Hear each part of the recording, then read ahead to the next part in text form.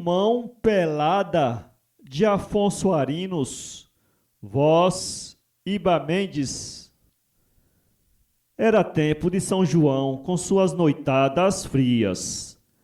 Dentro de uma cabana baixa, acocarados, no chão como caititus em furna, quedavam-se junto à trempe do fogo os dois negros velhos. A fumaça tornava o ambiente irrespirável para outros que não tais malungos. De olhos fitos nas brasas incandescentes, como se dela partisse a evocação das reminiscências que os tinham a ambos absortos, meditativos, parecia estarem em diálogo mudo. Cortava-lhes o silêncio apenas alguma frase breve, escapada a longos intervalos. A porta da cabana não dava entrada a um homem de pé.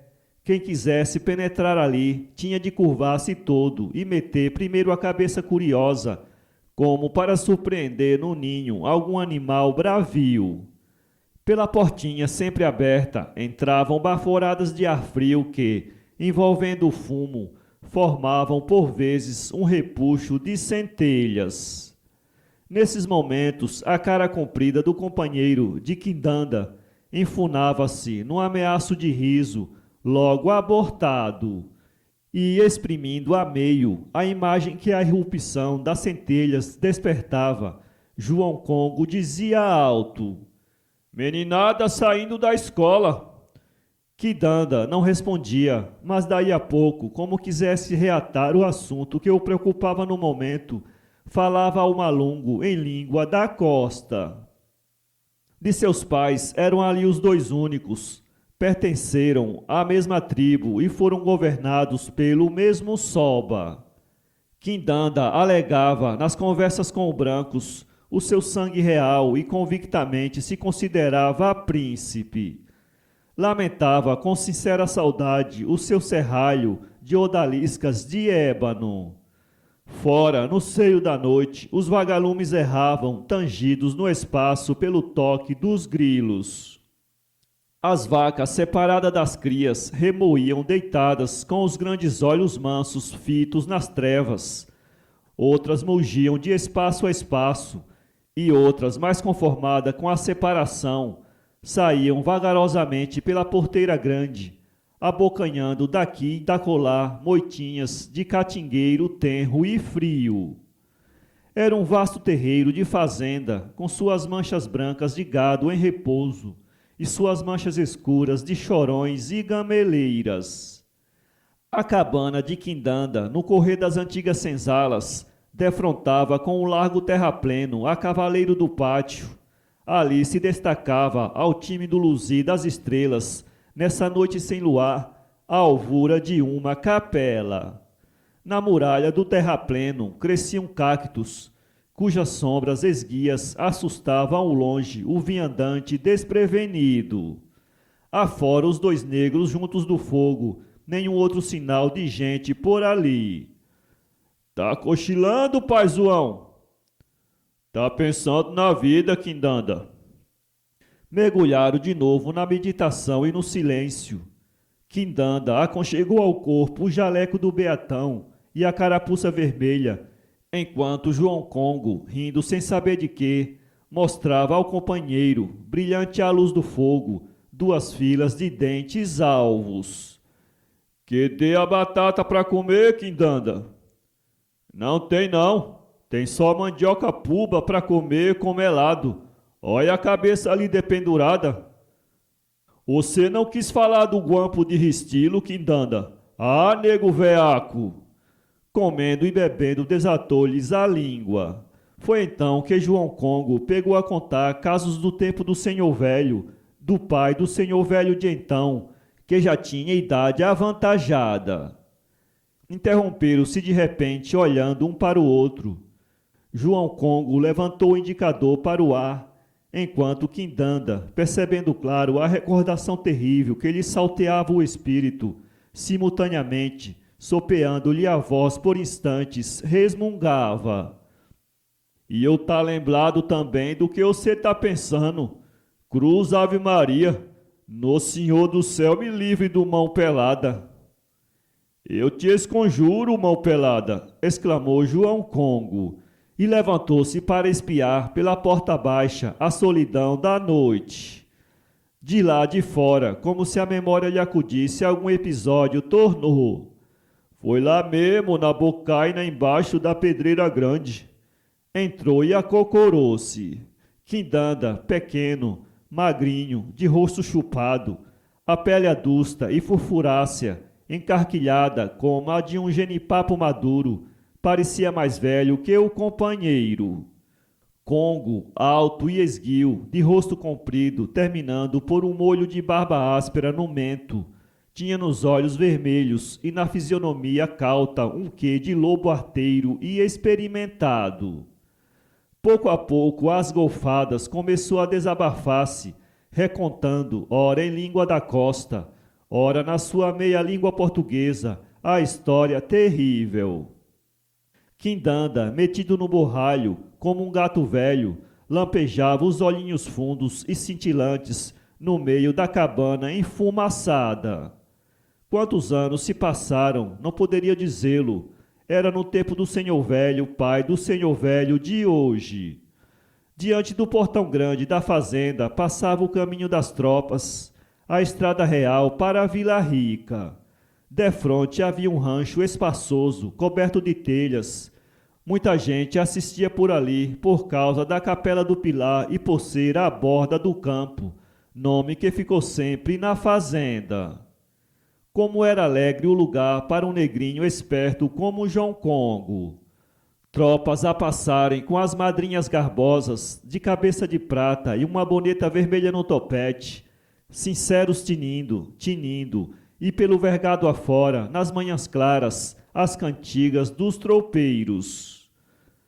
Deus dê saúde a quem sofre muita saudade, dizia às vezes o senhor velho quando, pelos tempos adiante, parava no portão grande e via o rancho deserto, a estrada esquecida e os grandes chorões do pátio a debruçarem cada vez mais para o chão a fronde emaranhada, chorando, chorando sem cessar aqueles que a terra aguarda. Um dia, já por volta do meio-dia, entrou na fazenda um moço de fora, por sinal que vinha montado numa mula crioula calçada dos 4 pés. Esteve muito tempo com o senhor velho, o coronel José Aires. O que eles conversaram não era da conta de negro nenhum, quanto mais de um molecote como era então o Congo.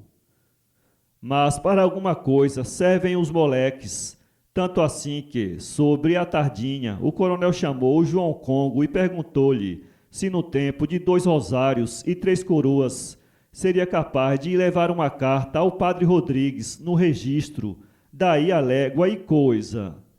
Congo era bem mandado e ladino. Como pretendia ser pajem do coronel, aproveitou a ocasião para mostrar suas aptidões e respondeu logo: Meu senhor mandando, eu vou só no tempo dos 2 rosários. Pois tome esta carta e leve ao padre. Acompanha-o aqui, ele virá hoje mesmo. O tempo está bom e ele conhece bem o caminho. Na hora da canjica à noite eu quero ver o padre aqui. Se ele não vier, virás tu logo, moleque. Vai andando já. Congo não deu mais prazo à conversa e ganhou logo a estrada, que descia para uma chã inculta, onde medrava o aça-peixe e os porcos soltos refocilavam a grunhir.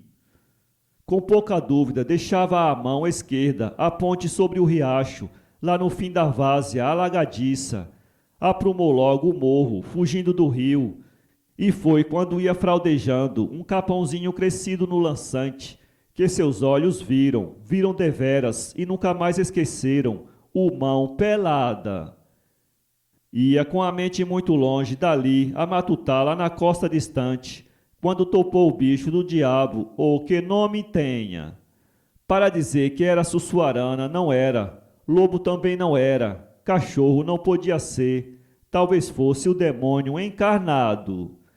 De dentro do cadão, o animal, ou o que quer que fosse, pulou na estrada, correu os olhos pela redondeza, deu com o negro e foi seguindo a estrada fora, sem se importar com o encontro. O moleque vinha a pé com uma foicinha ao ombro. A princípio hesitou em prosseguir a marcha e recuou assustado, mas voltando logo a si desse primeiro movimento, talvez porque visse o animal dar-lhe as costas indiferentemente e seguir adiante, apressou também o passo para a frente. Pôde então reparar na fera estranha, que tão pouco caso fazia da gente. Tinha o pelo fulvo, como de uma onça vermelha, a cauda comprida e movediça, o fio de lombo preto e lustroso. No mais, era um lobo da maior corpulência, querendo emparelhar na altura com um bezerro novo. A cara era mais para o redondo que para o comprido. O que causava espécie ao negro é que o bicho não trotava nem corria como o lobo, mas galopava a 3 pés, deixando ver uma das patas dianteiras encolhidas e pelada. Ou fosse obra de algum mandingueiro de 2 pés, ou fosse mandinga do próprio bicho, de vez em quando voltava a cara para o negro a ver se o acompanhava. Não é dizer que fosse medo de coisa de outro mundo, pois o sol estava lambendo ainda o cocuruto do arvoredo do capão antes de sumir-se. A tarde estava clara e serena, sobretudo em campo aberto, mas o moleque sentiu certa fascinação pelos olhos da fera. Que diabo de coisa haveria neles? Mostrava uma luz a modo de fogo azulado e parecia que, ameaçando e rindo, chamavam a gente para algum mistério terrível. O Congo não parou mais, varando capões, descendo bocainas, galgando morros, na batida do mão pelada. O dia dura sempre, tinha de acabar logo numa noite sem luar. O tempo dos 2 rosários já se fora havia muito, sem que João pudesse entrar à porteira do registro. Entretanto, parece ao molecote que estava no atalho, pois, deixando a estrada real, seguia um trilho que coleava pelo mato, morro abaixo, em direção ao fundo de uma garganta, onde se precipitava uma torrente, sob uma velha ponte de paus roliços. Aí já estava bastante escuro, porque o mato era muito alto. Da banda de lá da torrente, o morro empinava-se para sair adiante no escampado, obra de um tiro de reúna. O trilho abeirava um barranco alto, onde havia muitas furnas. Naquelas alturas parecia que do pelo do bicho faiscava o mesmo fogo azulado que lhe chamejava nos olhos. Estes viravam-se ainda para o João Congo, de espaço a espaço. Agora as chispas que desprendiam eram de assustar. Só no meio do mato, já à noite, tendo diante dos olhos a escuridão e no meio dela aquele bicho infernal a deitar fogo pelos olhos e cabelos, Congo reuniu todas as forças para romper o terror e fugiu à fascinação. Era preciso passar adiante. Até então não tinha gritado, mas aí no fundo do vale rugiu com força e chamou por nomes de santos. A voz lhe ribombava no desfiladeiro escurecido duplamente pelo mato virgem e pela noite sem luar. Ao mesmo tempo, das profundezas do desfiladeiro, onde gemia a torrente, começaram a subir uns sons de voz, como que estranguladas, e uns silvos longos, fortes e agudos, de rebate para os misteriosos habitadores daquelas brenhas. Ao aproximar-se da ponte velha sobre a torrente, João Congo viu que o Mão Pelada lançou-lhe um derradeiro e mais demorado olhar. Depois, vomitando fogo pelos cabelos, pela ponta da cauda, pelos olhos e pela boca, deu um miado fortíssimo e saltou no fundo. O preto estacou na entrada da ponte, ouvindo ainda afastar-se o miado da onça no cio. Parecia que a madeira ia fugir-lhe debaixo dos pés e precipitá-lo na torrente ao fundo. A ponte não tinha guarda-mão, e quem sabe os buracos que poderia a escuridão esconder? Entre mentes, reanimou-se de novo e, tateando, avançando devagarinho, atravessou a ponte e ganhou a barranca oposta. Lá em cima, viu de novo atravessar-lhe à frente o dorso curvo e faiscante do Mão Pelada. Então começou a ouvir, da orla da mata, uns gemidos humanos, tênues como se fosse de criança. Os olhos da fera não se voltavam mais para ele como ainda há pouco, mas seu corpo flexuoso cobreava diante do negro em faiscações de luz azulada. Diante de uma furna, junto de cuja boca passava o caminho, Congo viu a fera desaparecer. Sentiu então que ia ser acometido logo.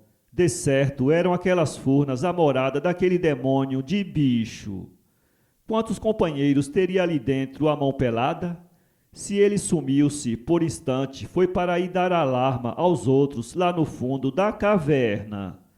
Ao mesmo tempo que semelhante reflexão passava rapidamente pelo espírito de João Congo, pôde ele reconhecer que defronte das furnas o trilho se angustiava numa tira apenas de chão, pois o terreno rasgava-se ali mesmo no precipício, coberto de vegetação.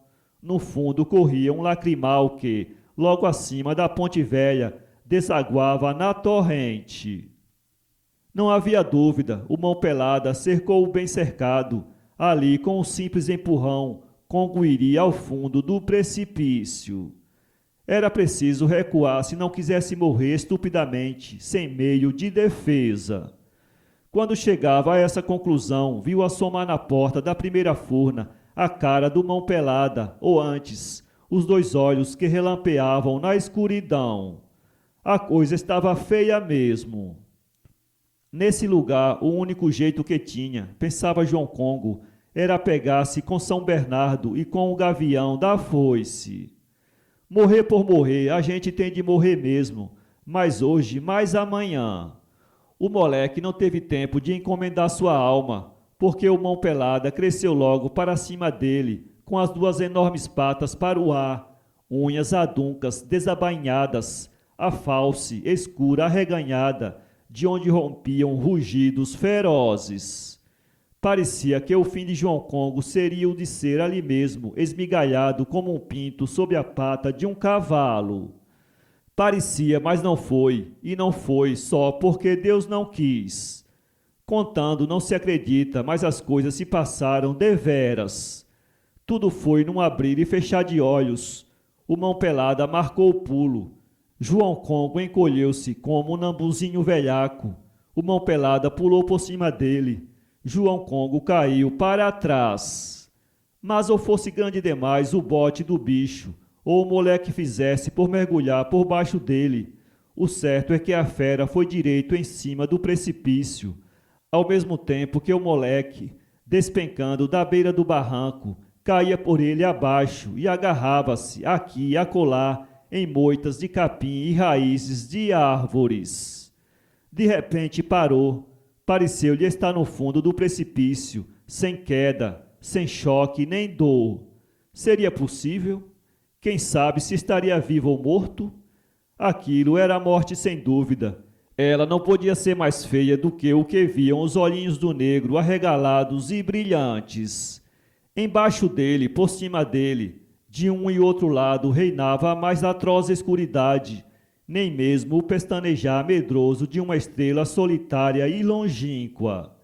Era breu só, breu por toda a parte. Ainda se fosse a escuridão, só poderia ser a morte, como pensava a Congo. Mas o pior é que não tardou muito, do meio da escuridão, começou, pouco a pouco, a subir um rosnado ameaçador, e foi crescendo, crescendo, e pouco a pouco o precipício, o desfiladeiro, o lacrimal e a torrente foram atroados por uivos, miados e roncos tremendos. João Congo, resignado e convicto, passou rápido o exame de consciência, inquirindo o porquê fora arrojado daquele modo ao inferno. E achou que este era ainda mais feio do que o outro, pintado pelo padre no último sermão em dia de Natal. Ao menos no outro há companhia, embora de palmas perdidas e de demônios, enquanto nesse, por toda parte, se estendem a solidão e a treva. Debalde, João Congo, devagarinho, cautelosamente, estendia uma perna, esticava o braço, procurando tatear em torno de si. Encontrava apenas o vácuo. Com efeito, seu corpo preso numa laçada de cipó balouçava brandamente no espaço. Quando verificou que estava suspenso sob o precipício a meio caminho do fundo, encolheu-se todo e esbugalhou os olhos, como se quisera palpar o terreno embaixo e sondar a altura da queda provável. Então, com grande terror, viu acesos de novo, no fundo do precipício, a quererem atraí-lo e devorá-lo, os olhos sinistros do Mão Pelada. Congo fechou os olhos e, de espaço a espaço, dava um gemido cavo de agonizante. Parece que perdeu a consciência, porque era dia claro quando Quindanda, mandado com outros pelo senhor velho em busca do moleque, foi descobri-lo dependurado de um galho de pau-óleo crescido à beira do precipício e enredado numa rodilha de cipó suspenso no espaço. João Congo não tinha ferimento algum, mas seus olhos desmesuradamente abertos e suas feições distendidas pareciam aparvalhados. Por muito tempo, depois de içado à beira do barranco, à força dos braços, conservou-se mudo. Quindanda deu-lhe alguns tapas nas costas e o sacudiu violentamente, perguntando-lhe aos gritos se ficara mudo e pateta. Nada, nenhuma resposta. Afinal, dando um grande suspiro de alívio, como se desengasgasse naquele instante, João Congo urrou: "Olha, olha o Mão Pelada!" Para ler esse conto, acesse www.poeteiro.com